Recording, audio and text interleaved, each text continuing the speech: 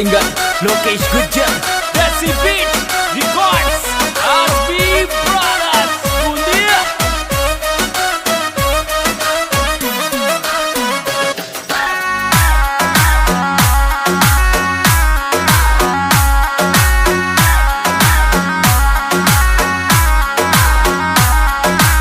और छोरा तारी सिर लुकिंग न देखी और छोरा की आशिक तारी सिर लुकिंग न देखी और छोरा की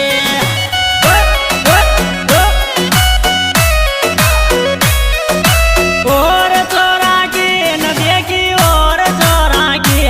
आशिक तारी सिर लुकिंग न देखी और छोरा की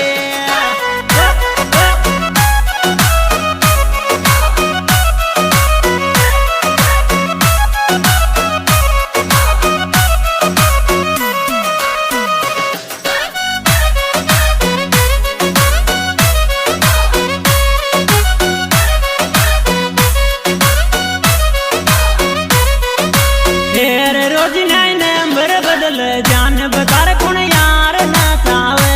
रोज नई नंबर बदल जान बता कौन यार न चावे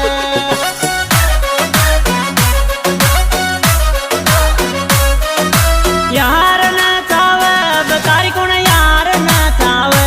रोज नई नंबर बदल जान बता कौन यार न चावे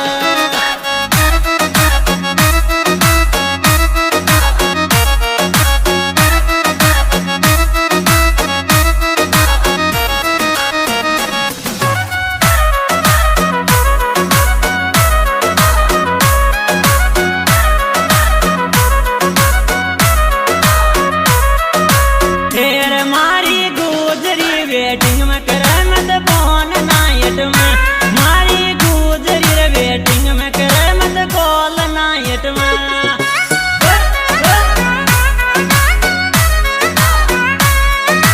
कॉल नाइट में छोड़ा कॉल नाइट में मारी गुजरी वेटिंग में करे मत कॉल नाइट में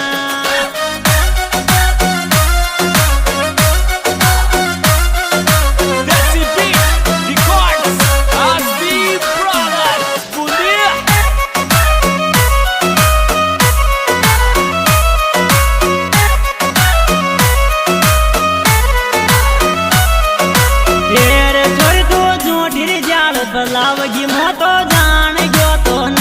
छोरी तो झोटी री जाल पलानी मैं तो जान गयो तो न